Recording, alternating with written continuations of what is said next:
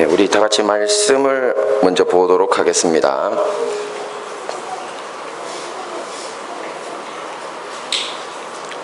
네, 다 같이 봅니다. 시작. 그때 예수께서 성령에게 이끌려 마귀에게 시험을 받으러 광야로 가사 40일을 밤낮으로 금식하신 후에 줄이신지라. 아멘. 네, 오늘은 세 가지 유혹, 세 가지 교훈이라는 제목으로 함께 은혜를 나누도록 하겠습니다.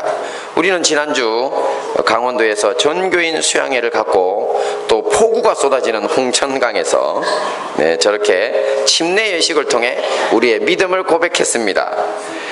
그날 말씀을 통해 옛사람은 물속에 수장시키고 새 사람으로 살 것을 고백하는 침례 예식의 의미에 대해서도 말씀을 들었습니다. 비록 우리 기준서 성도님 또 김영순 집사님 두 분만 물속에 들어가셨지만 우리 교회 모든 성도님들이 함께 침례에 참여하신 줄 믿습니다. 네, 예수님께서도 요단강에서 침례를 받으셨습니다. 그런데 오늘 우리가 주목해야 할 것은 이 침례 직후 바로 그 다음 사건이 바로 광야로 가셔서 40일간 금식하시고 사단 마귀에게 세 가지 시험을 받으신 사건입니다. 우리 행복한 다니엘 교회와 이에 속한 가정들도 모두 시험을 받으며 살아갑니다. 그러시죠? 마귀는 예수님께 했듯이 모든 그리스도인들과 또 그 가정을 이런 시험으로 유혹해 파멸시키기를 원하기 때문입니다. 그러므로 우리는 오늘 이 모든 유혹을 이기고 승리하신 예수님을 통해 교훈을 얻고 우리의 삶을 통해서 또 승리해야 될 줄을 믿습니다. 그래서 오늘 마귀의 첫 시험 또 마귀를 통하여 이 마귀를 물리치신 예수님을 통해서 우리가 얻을 수 있는 첫 교훈이 있습니다. 자, 다 같이 봅니다. 시작. 다른 존재 방식. 저게 뭘까요? 일단 말씀을 한번 보겠습니다. 시작.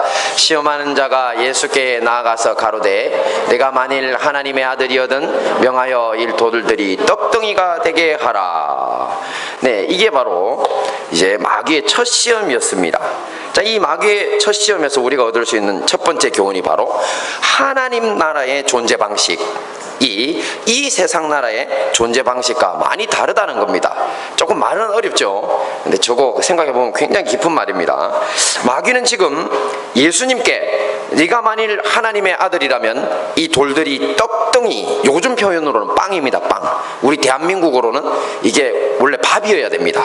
근데 성경을 이렇게 해석하시는 분이 이것을 밥이 되게 해라 이렇게 하시면 될 텐데 굳이 이스라엘 나라에서 쓰던 빵을 우리식으로는 떡이니까 떡덩이가 되게 하라 이렇게 표현한 것일 뿐입니다.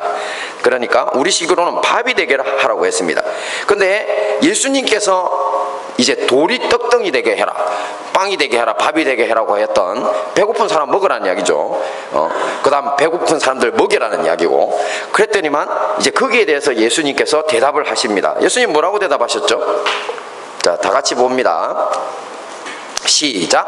기록되었으되 네, 자꾸 오류가 나네요. 네, 한 번만 더 보겠습니다. 기록되었으되 사람이 떡으로만 살 것이 아니요 하나님의 입으로 나오는 모든 말씀으로 살 것이라 하였느니라. 네, 뭐 돌을 가지고 빵 만들으라고 하는 마귀의 대답에 예수님께서 떡으로만 사는 게 아니라 사람의 입으로 나오는 모든 말씀으로 산다고. 좀 여러분은 뜬금없이 들리지 않습니까? 네? 먹고 사는 문제 해결하라고 했는데 그런 마귀에게 하나님의 입으로 나오는 모든 말씀으로 살 것이다. 사실 예수님 시대의 사람들은 아주 배가 많이 고팠다고 합니다. 왜냐하면 자신들이 수고해서 먹고 살기도 힘든데 수백 년 동안을 외세의 침략으로 자원도 빼앗기고 땅도 많이 황폐해서 힘든 생을 살아가고 있었기 때문입니다. 그런데 먹고 사는 문제는 예수님 시대나 오늘날의 세계나 사정은 별로 나아지지 않은 것 같습니다. 통계조사에 의하면 현재 전 세계적으로 하루에 삼시 세 끼를 챙겨 먹을 수 없는 나라가 몇 프로 정도 될까요? 3분의 2가 된답니다. 3분의 2, 3분의 2. 네, 그러니까 한 60, 70% 정도 된다는 거죠. 삼시세끼 못 챙겨 먹습니다. 또한 전 세계의 6분의 1은 기아에 허덕이고 있습니다. 2017년 현재 전 세계 인구를 72억으로 볼 때 6분의 1은요 12억 명입니다. 이 12억 명의 사람들이 굶주림으로 죽어가고 있다는 것입니다. 참 이런 것을 보시면 하나님이 무심한 것 같지 않습니까? 없는 것 같기도 하고, 만약에 사랑의 하나님이 계신다면, 그분이 사람들을 창조하셨다면 어떻게 이렇게 사람들이 굶주려 죽도록 내버려 둔단 말인가, 혹시 이런 생각이 들지 않습니까? 그래서 제가 그에 대한 해답을 한번 찾아보았습니다. UN 식량 특별조사관을 지낸 장지글라라는 분이 계십니다. 그분이 지금으로부터 10년 전 2007년에요 왜 세계의 절반은 굶주리고 있는가, 이 책 보이시죠? 이 책 표지입니다. 이 책에서 밝힌 바에 의하면 그때 세계 인구가 60억이었던 시절에 전 세계에는 매년 인구 120억 명을 먹여 살릴 수 있는 식량이 생산되고 있었다고 합니다. 60억이던 시절에 120억 명을 먹여 살릴 수 있는 식량이 그때도 생산되고 있었다고 하는 것입니다.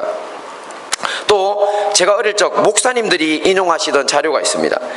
전 세계 역사상, 이제 역사학자들을 통해서 추정해 봤더니만, 아무리 심한 자연재해가 닥친 때가 있었다 하더라도 전 지구적으로는 늘 식량이 30% 이상 남아 돌았다고 합니다. 그러니 무엇을 먹을까, 무엇을 마실까 염려하지 말라고 하신 하나님의 말씀이 옳다고 설교하셨습니다. 그렇다면 도대체 무엇이 문제입니까? 이렇게 식량이 남아도는 세계에서 왜 이렇게 많은 사람들이 굶주리면서 살고 있습니까? 답은 바로 악한 사람들의 탐욕이 문제입니다. 앞에서 언급한 UN 특별 식량조사관 장지글러는 다국적 자본으로 구성된 선진국과 그 기업들이 제3세계 민중들을 착취하고 있다고 봅니다. 그런 세계 경제의 구조적인 문제가 이런 참화를 부르고 있다는 것입니다. 일례로 세계에서 수확되는 옥수수의 4분의 1은 사람이 먹지 않습니다. 소가 먹습니다. 소가. 그것도 부유한 나라의 소들이 먹고 있습니다. 왜냐하면 선진국 국민들이 좋아하는 스테이크용 고기가 돈이 되기 때문입니다. 또한 곡물의 가격 조정을 위해서 부유한 나라들은 식량을 대량으로 폐기 처분하기도 합니다. 제가 어려서부터 들었던 말이 있습니다. 아프리카에 극심한 기근으로 난민들의 참상이 전해지고 있을 때, 수십 년 전입니다. 그때부터 지금까지 미국은 풍년으로 곡식이 넘쳐났습니다. 하지만 그때에 남아도는 식량은 아프리카로 간 게 아니었습니다. 어디로 간 줄 아십니까? 태평양 바다 한가운데에 버려져서 물고기밥이 되었습니다. 왜냐하면 곡물 가격이 떨어져서 손해보는 것을 막기 위해서 곡물 회사들이 저지른 짓입니다. 이것이 바로 문제입니다. 하나님은 이 세상에 복을 주셔서 늘 차고 넘치는 양식을 주셨고, 또 지금도 주고 있는데 사람들의 탐욕과 이기주의가 그것을 막고 있는 것입니다. 이 세상 나라의 존재 방식이 바로 이런 것입니다. 이렇게 자신의 배만 채우면 되는 방식이, 자신의 탐욕만 채우면 되는 방식이 이 세상 나라의 존재 방식입니다. 하나님은 창조시부터 지금까지 어떻게 하셨다고요? 전 지구에 넘치는 복을 주셨고 또 주고 계십니다. 그러므로 굶주림의 문제는 하나님의 잘못도 아니고, 또 누군가의 배를 채워줄 부은적인 식량 공급으로 해결될 문제도 아닌 것입니다. 그렇다면 우리는 이 문제를 어떻게 해결할 수 있습니까? 조금 전에 예수님은 어떻게 해결해야 된다고 말씀하셨습니까?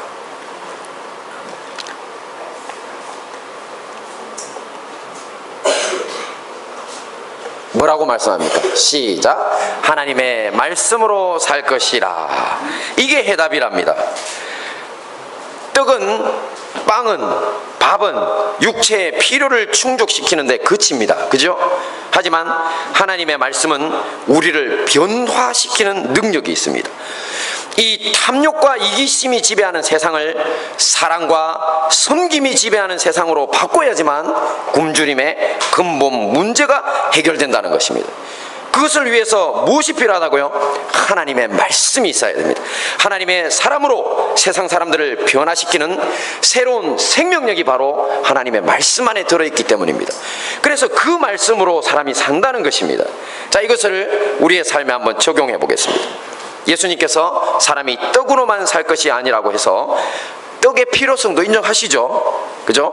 하지만 이것은 바로 우선순위의 문제입니다. 하나님의 말씀으로 살아가겠다고 하는 결심이 먼저이고, 그 다음에 두 번째가 뭐라고요? 그 다음에 떡을 구하면서 살라는 것입니다. 여러분은 우리가 늘 우리 교회에서 강조되는 성경 구절이 하나 있죠. 마태복음 6장 33절입니다. 너희는 먼저 그의 나라와 그의 의를 구하라. 그리하면 이 모든 것들을 너희에게 더하시리라.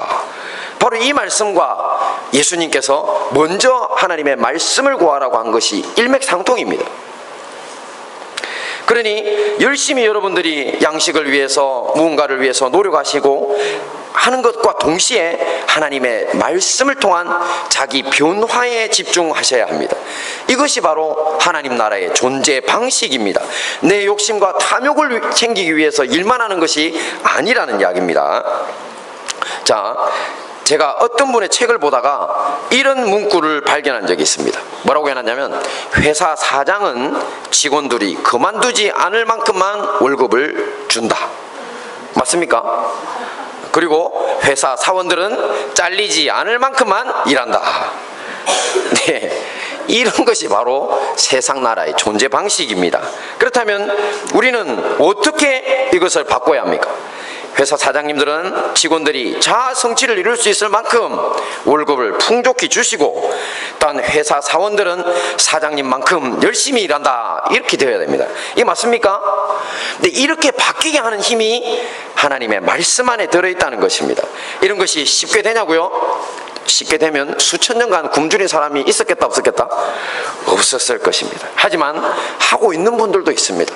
제가 자료를 조사하다 보니 기업가들 중에 중소기업 하시는 분들도 보니까 윈윈한이라고 옛날보다 기업가들이 그 자기 직원들에게 많이 주고 많이 쉬게 했는데 생산성은 300% 500% 올라갔다는 그런 기사를 보기도 했습니다. 그러니까 많이 일만 시킨다고 이득이 되는 게 아니더라는 거죠. 그런 이야기들이 너무 많은데 시간 관계상 소개를 못하겠습니다. 그러니 힘들고 어려운 것이 이 세상의 문제이긴 하지만 하고 있는 분들이 있다는 것입니다. 그럼 우리는 어떻게 합니까? 우리도 해야 합니다. 이것이 바로 우리가 하나님 나라의 사람으로서 이 땅에 존재해야 하는 방식입니다. 이렇게 할 때 먼저 그 나라와 그 의를 구하라. 그리하면 이 모든 것을 너희에게 더하시리라고 약속하신 하나님의 말씀이 우리를 돕고 또 우리에게 영육간에 필요한 것을 채워주실 줄 믿습니다. 네, 우리가 얻을 수 있는 또 두 번째 교훈이 있습니다. 자, 다 같이 읽습니다. 시작. 조종하지 마. 네, 이 반말이긴 한데 제가 어떻게 하면 여러분들이 오래 기억할까? 말씀 제목을 세 갈래를 이렇게 잡아야 되거든요. 근데 그게 이게 좋더라고요. 조종하지 마. 잘 보십시오. 이게 왜 조종하지 말란지 말씀을 먼저 한번 보겠습니다. 시작. 이에 마귀가 예수를 거룩한 성으로 데려다가 성전 꼭대기에 세우고 가로되 내가 만일 하나님의 아들이어든 뛰어내리라. 기록하였으되 저가 너를 위하여 그 사자들을 명하시리니 저희가 손으로 너를 받들어 발이 돌에 부딪히지 않게 하리라 하였느니라. 이게 마귀의 이야기고요. 시작. 예수께서 이르시되 또 기록되었으되 주 너의 하나님을 시험치 말라 하였느니라. 이게 예수님의 대답입니다. 자, 이게 무슨 조종하지 말라는 게 무슨 말이냐면, 자, 이것은 하나님을 자동차나 비행기 조종하듯이 우리의 의도대로 조종하려고 해서는 안 된다는 이야기입니다. 자, 이것을 오늘 본문에서는 주 너의 하나님을 시험하지 말라 이렇게 표현되어 있습니다. 마귀는 지금 예수님을 예루살렘 성전 꼭대기에 세웁니다. 그리고 하는 소리가 네가 만일 하나님의 아들이어든 하나님을 믿고 이곳에서 뛰어내려 보라고 합니다. 여러분, 성전 꼭대기에서 뛰어내리면 사람이 어떻게 되나요? 네, 저기 죽어요. 아, 맞습니다. 훌륭한 우리 학생이네요. 죽어요입니다. 누가 이야기했지? 훌륭합니다. 네, 저는 사실은 그 경상도 표현으로 박살이 난다고 하려고 했는데 뭐 하여튼 하여튼 그렇게 됩니다. 네, 그렇죠. 근데 이제 예수님 보고 네가 하나님 믿으면 하나님이 너를 받쳐줄 거니까 한번 뛰어내려 봐라. 하나님 시험 한번 해봐라, 이렇게 이야기했습니다. 근데 예수님께서 뭐라고 이야기하셨죠? 주 너의 하나님을 시험치 말라고 하셨죠. 근데 이게 사실은 마귀도 앞에 시편에 있는 성경 구절을 인용한 겁니다. 거기 보면 인자를 하나님께서 천사들을 명해서 그 발을 보호하신다고 그게 땅에 떨어지지 않을 거라고 하는 시편 91편 말씀을 인용한 것입니다. 마귀가 성경을 잘한다 모른다?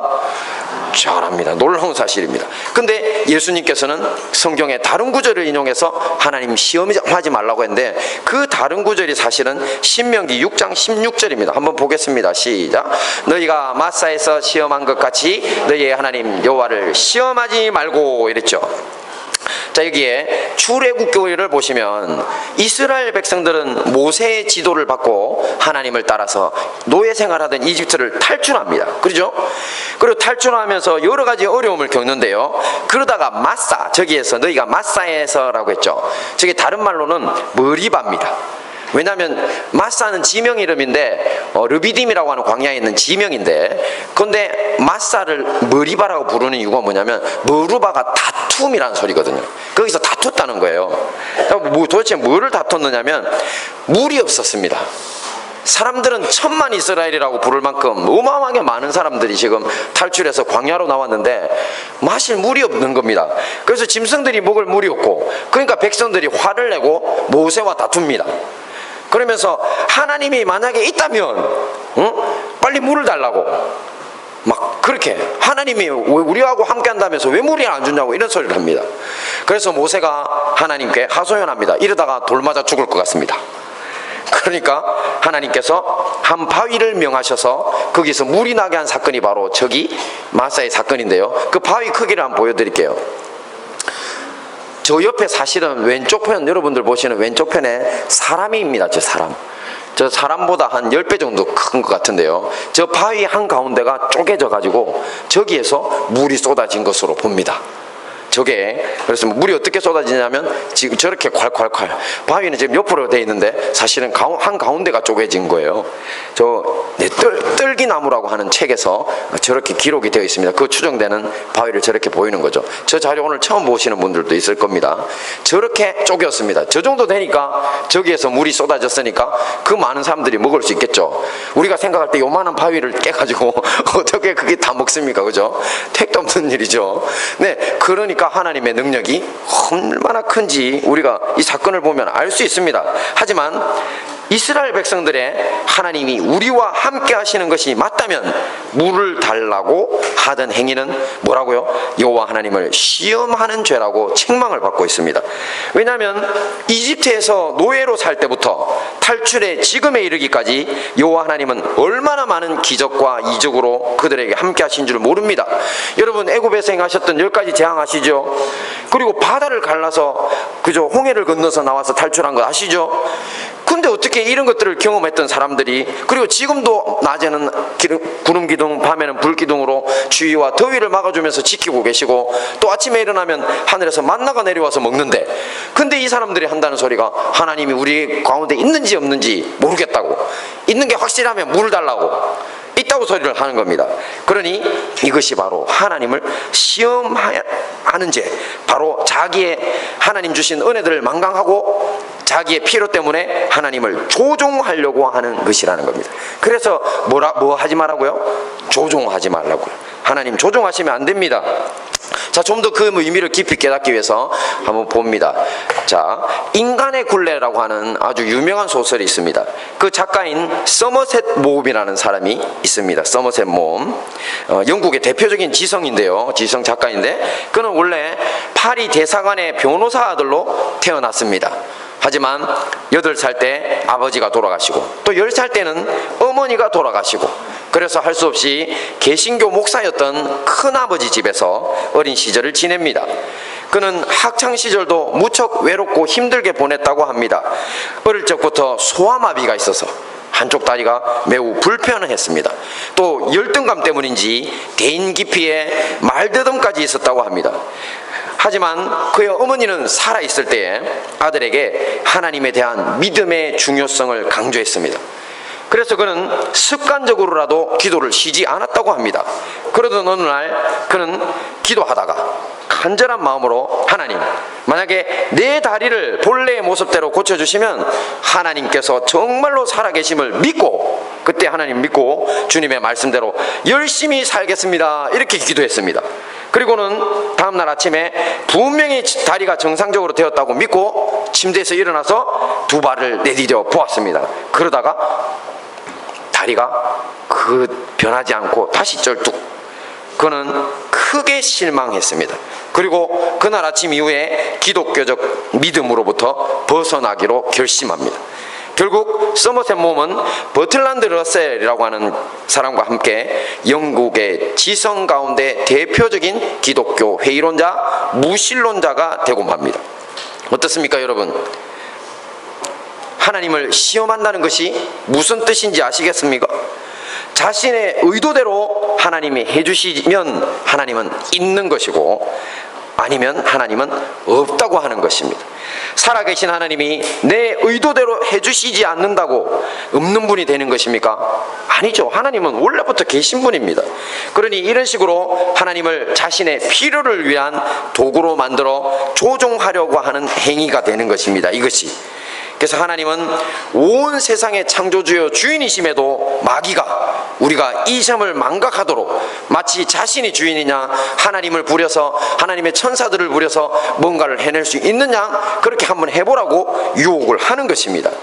자, 그러면 이것을 우리의 삶에 적용해 보겠습니다. 우리는 저마다 가정의 문제, 개인의 문제 등 많은 문제들을 안고 살아갑니다. 이런 것을 전통적으로 교회에서는 뭐라고 부르는 줄 아십니까? 기독거리를 가지고 있다, 기독거리를 안고 산다, 이렇게 말합니다. 그런데 우리가 이런 기독거리들이 내 의도대로 되지 않을 때 우리는 어떻게 합니까? 아무리 기도해도 하나님 안 들어주신다고 하나님 원망합니다. 그리고 하나님이 없는 게 틀림없다, 그렇게 말하고 서머셋 몬처럼 배도의 길을 가기도 합니다. 이것이 바로 하나님을 조종하려고 하는 시도입니다. 하나님을 시험하는 죄를 범하고 있는 것입니다. 그러면 우리는 어떻게 합니까? 도리어 감사하는 마음을 가져야 합니다. 우리의 현재의 고난은 우리를 더 나은 사람으로 만들어가는 디딤돌이 되기 때문입니다. 말씀을 보겠습니다. 시작. 사람이 감당할 시험 밖에는 너희에게 당한 것이 없나니 오직 하나님은 미쁘사 너희가 감당치 못할 시험 당함을 허락지 아니하시고 시험 당할 점에 또한 피한 길을 내사 너희로 능히 감당하게 하시느니라. 네, 우리가 당한 고난의 일이 만약 하나님이 허락하신 것들이라면 우리가 감당이 가능하기에 허락하셨다는 것입니다. 그리고 우리의 시련이 크고 깊다면 우리가 그것을 감당할 만큼 어떤 사람이라는 겁니까? 강한 사람이라는 뜻이 됩니다. 그리고 또한 큰 고난을 극복하고 난 다음에 그 축복과 성장은 앞에 고난과는 또한 비교할 수도 없는 것입니다. 저는 우리 가정도 그 증거가 될 수 있다고 생각합니다. 그러니 여러분, 포기하지 마시고 원망하지 마시고 하나님 조정하려고 하지 마시고 도리어 감사하면서 이 고난의 때를 이겨나가시기 바랍니다. 네, 셋째 마지막으로는요, 마귀가 주는 시험에서 얻을 수 있는 교훈입니다. 시작. 속지마. 네, 말씀을 한번 또 보겠습니다. 시작. 마귀가 또 그를 데리고 지극히 높은 산으로 가서 천하 만군과 그 영광을 보여 가로되 만일 내게 엎드려 경배하면 이 모든 것을 내게 주리라. 이에 예수께서 말씀하시되 사단아 물러가라. 기록되었으되 주 너의 하나님께 경배하고 다만 그를 섬기라 하였느니라. 네, 같은 사건을 기록한 누가복음에는 마귀의 대사가 한 가지 더 있습니다. 봅니다. 시작. 가로되 이 모든 권세와 그 영광을 내가 네게 주리라. 이것은 내게 넘겨준 것이므로 나의 원하는 자에게 주노라. 그러므로 내가 만일 내게 절하면 다 내 것이 되리라. 네, 지금 마귀는 뭐라고 말합니까? 자, 지금 보시면 마귀는 저 땅에 천하만국을 바라고 하는데 예수님 저 하늘 쳐다보고 계시죠? 네, 그래서 지금 속지 마라고 지금 그걸 올려놨는데요. 자, 마귀는 천하만국과 영광의 주인이 자기라는 것입니다. 여러분, 이 말이 맞습니까? 거짓말입니다. 여러분 아시는 것처럼 속으시면 안 됩니다. 다니엘서 40장을 보시면요, 고대에 40장이 아니고 4장입니다. 맞죠? 네. 공이 하나 더 들어갔습니다. 고대 근동지방을 제패했던 바벨론 왕 느부갓네살의 이야기가 나옵니다. 어느 날 그는 한각의 왕궁을 거닐다가 바벨론 성 전체를 조망하게 되었습니다. 어떻습니까 여러분? 멋있죠?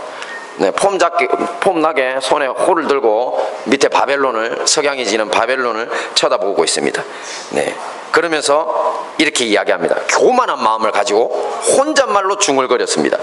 야, 이 큰 바벨론은 내가 능력과 권세로 건설하여 나의 도성을 삼고 이것으로 내 위엄의 영광을 나타낸 것이 아니냐. 지가 다 만들었다는 겁니다. 자기의 영광과 권세, 능력으로 이걸 다 만들었답니다. 이 이야기도 끝나기 전에 하늘에서 큰 소리가 들립니다. 봅니다. 시작. 느부갓네살 왕아, 내게 말하노니 나라의 위가 네게서 떠났느니라. 내가 사람에게서 쫓겨나서 들짐승과 함께 가며 소처럼 풀을 먹을 것이요, 이와 같이 7대를 지내서 지극히 높으신 자가 인간 나라를 다스리시며 자기의 뜻대로 그것을 누구에게든지 주시는 줄을 알기까지 이르리라. 네, 이 소리와 함께 느부갓네살은 사람의 이성을 잃어버리고 짐승과 같이 되어버립니다. 머리털이 독수리 같고 손톱은 새 발톱과 같았다고 합니다. 그때부터 벌거벗은 채 들로 뛰쳐나가 소처럼 풀을 먹으며 7년간을 살게 됩니다. 정신병에 걸린 것입니다. 그리고 7년 후에 다시 인간의 이성을 찾게 됩니다. 그러면서 모든 교만한 마음을 내려놓고 지극히 높으신 하나님께 감사하고 하나님의 권세는 영원한 권세요 그 나라는 대대에 이르리라고 찬양하는 사람이 됩니다. 정신을 차렸을 때. 그랬더니 하나님은 이런 느부갓네살을 다시 왕의 자리에 앉히시고 예전보다 더 큰 권력도 허락하셨다는 이야기입니다. 이렇듯 마귀에게 있는 것처럼 보이는 이 세상의 권세도 영광도 모두 누구의 것이라고요? 하나님의 것입니다. 다만 인간의 악함으로 인해서 권력자들이 악을 행하는 일이 너무나 많으니까 사단 마귀가 주인처럼 보이는 것 뿐입니다. 그러므로 사단 마귀의 거짓말에 속으시면 안 됩니다. 그렇다면 우리는 어떻게 해야 합니까? 예수님처럼 이렇게 해야 됩니다. 시작. 이에 예수께서 말씀하시되 사단아 물러가라. 기록되었으되 주 너의 하나님께 경배하고 다만 그를 섬기라 하였느니라. 세상의 권세와 영광을 가지고 우리에게 주고겠다고 유혹하는 마귀에게 어떻게 해야 된다고요? 사단아 물러가라고 명령해야 합니다. 왜냐하면 그건 거짓말이기 때문입니다. 제가 앞에서 조종하지 마라고 말을 했는데요, 거기서 하나님을 조종해서는 안 된다고 했죠. 그런데 제가 인생을 경험해 보니까요, 신앙인들 중에서 참 죄송스럽게도 저도 목사지만 그런 분들 중에서 하나님을 조종하려고 시험하시더니만 나중에 가만 보니까 이분은 사람들도 조종하려고 하더라고요. 이런 분들은 사람들을 조종하려고 합니다. 하나님도 시험하고 사람도 자기 뜻대로 조종하려고 합니다. 그러면서 뭔가를 많이 줄 것처럼 이야기합니다. 그렇죠? 하지만 그건 거짓말입니다. 자기의 이익을 위해서 그 사람을 조종하는 겁니다. 또 제 친구 중에서도 죄송하지만 저는 정치인들하고 별로 원한이 없는데 정치하는 친구들이 다 좀 그렇더라고요. 정치한답시고 뭐 하는 친구들이 좀 그래요. 제 친구 중에 되게 친한 친구가 하나 있는데 그 친구가 제 술자리에 갔더니만 그 한 친구가 정치를 열심히 하고 있는데 지보고 그러더래요. 어이 정우야, 너 요즘 대학원 안 다녀? 이러길래 대학원은 왜? 야, 무슨 대학원 가, 내가 돈 다 대줄게. 그러더래요. 그래서 이 친구가 화가 나서 왔어요. 이 새끼 하나도 안 대줄 거면서 지금까지 내한테 거짓말한 게 한두 개가 아닌데. 그게 바로 사람들을 조종하려고 하는 거예요. 이런 거짓말에 여러분 속으시면 안 됩니다. 우리 여러분 어떻습니까? 우리 현대사를 보십시오. 지금 감옥에 가신 대통령들이 몇 분이시죠? 2명. 거기다가 지금 직전 박근혜 대통령도 수용시설에 갇혀서 재판받고 있죠. 그들이 주겠다고 하는, 그들이 제안할 수 있는 부귀와 영광과 권세는요, 설사 가졌다고 할지라도 자기 것도 아니고 잠시일 뿐입니다. 그러므로 우리는 다만 어떻게 해야 됩니까? 누구를? 하나님을 경배하셔야 합니다. 그리고 그를 숨기셔야 합니다. 그래야 마귀의 유혹에 또 나를 조종해서 이득을 얻고자 하는 사람들에게 속지 않고 최종 승리자가 될 수 있는 것입니다. 자, 어떻습니까 여러분? 자, 지금까지 마귀의 유혹과 교훈에 집중하다 보니 좀 지치고 힘드시지 않습니까? 저 상당히 지금 힘듭니다. 네, 설교도 대단히 편한 설교가 있고 힘든 설교가 있는데 이 설교 준비하면서 일주일 내내 힘들었어요. 네, 그래서 그 덕분에 이제 새벽 기도를 다시 하게 됐어요, 제가. 요즘 새벽 기도를 제가 좀 멀리 하고 집에서 간단히 기도하고 말았는데 이제는 새벽에 나와서 열심히 기도하게 되었습니다. 마귀를 이기려고 하니 할 수 없더라고요. 네, 그래서 참 어쨌든지 많이 힘들었죠, 그죠? 제가 희망을 좀 드리겠습니다. 예수님께서 이 광야의 40일 금식과 마귀의 3가지 유혹을 이겨내실 때 혼자이셨습니까? 아니면 누군가 계셨습니까? 혼자 있어요? 시작. 그때 예수께서 성령에게 이끌려 마귀에게 시험을 받으러 광야로 가사. 답이 누구십니까? 네, 성령님께서 함께 계셨다는 겁니다. 그러니까 우리는 혼자인 것 같지만, 그죠? 우리 그 찬양 제가 불렀던 게 대부분 보면 설교하고 연결시키려고 하거든요. 그죠? 주위를 둘러보면 아무도 없는 듯 믿음의 눈을 들면 보이는 분 계시네. 지금도 내 안에서 역사하고 계시는 사망과 어둠의 권세 물리치신 예수님. 다같이 주를 찬양, 손을 들고 찬양. 전쟁은 나에게 속한 것 아니니 주를 찬양, 손을 들고 찬양. 전쟁은 하나님께 속한 것이니. 할렐루야. 그렇습니다. 바로 예수님께서도 그 시험의 때에 성령님이 함께 하셨고 또 우리 역시 이 시험의 날에 성령님께서 함께하고 계십니다. 그리고 이 유혹의 과정이 단순히 지나가는 과정이라고 여기시면 안 됩니다. 이 과정을 지나고 나면 놀라운 일이 있습니다. 뭐냐면 유혹을 이겼다는 것은 누구에게 이겼다는 겁니까? 마귀에게 이겼다는 거지요. 성령님의 도우심을 받아 마귀에게 승리했다는 겁니다. 승리한 사람이 보여줄 수 있는 권세와 능력을 예수님이 그대로 보여주시는데요, 이렇게 승리하신 이후에 바로 예수님이 가셔서 하신 일이 뭡니까? 바로 귀신들 쫓아내고, 그죠? 그리고 죽은 사람들 살려내고, 또 병든 자, 눈먼 자, 저는 자, 문둥병 자들을 다 고치십니다. 이것이 바로 하나님 나라의 권세와 능력인데요, 바로 유혹과 시험을 이긴 자들에게만 허락되는 것입니다. 그래서 마귀도 시험했는데 자기가 져버렸기 때문에 그런 자들에게는 권세와 능력을 하나님이 허락하실 때 덤빌 수가 없는 것입니다. 얼마나 좋습니까 여러분? 그러니 이 능력으로 우리가 이 세상을 구원하기도 하고, 예수님의 이름으로 또 만약 우리의 삶에 문제가 있다면 우리가 이 능력을 가지고 우리 개인의 문제, 가정의 문제, 사회의 문제를 하나님의 권세로 해결하는 기쁨을 누릴 수 있다는 것입니다. 할렐루야. 네, 말씀을 정리하겠습니다. 마귀의 3가지 유혹에 대한 예수님의 승리에서 우리가 얻을 수 있는 3가지 교훈은 무엇이었습니까? 첫째, 다른 존재 방식. 그렇습니다. 세상 나라는 탐욕과 이기심에 의해 존재하지만 하나님 나라는 사랑과 섬김이라는 존재 방식에 의해 존재합니다. 그러므로 하나님의 말씀으로 계속 나를 바꿔 하나님 나라의 사람으로 굳건히 서야 할 것입니다. 두 번째가 뭐였습니까? 조종하지 마.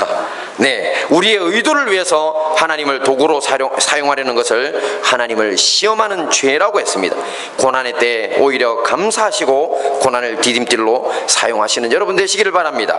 마지막으로 셋째 뭐였습니까? 속지 마. 그렇죠? 천하 만국과 영광의 주인 마귀는 그 주인이 아니라고 했습니다. 오직 우리 하나님이 그 주인이십니다. 마귀나 마귀 같은 사람들의 거짓말에 속아 영혼을 빼앗기지 않도록 않도록 우리 내부의 마귀의 유혹은 물리치시고 누구를 경배해야 된다고요? 하나님만 경배하며 나가야 할 것입니다. 이 모든 말씀으로 승리하시는 우리 행복한 다니엘 교회와 형제교회 성도님들 되시기를 축원합니다.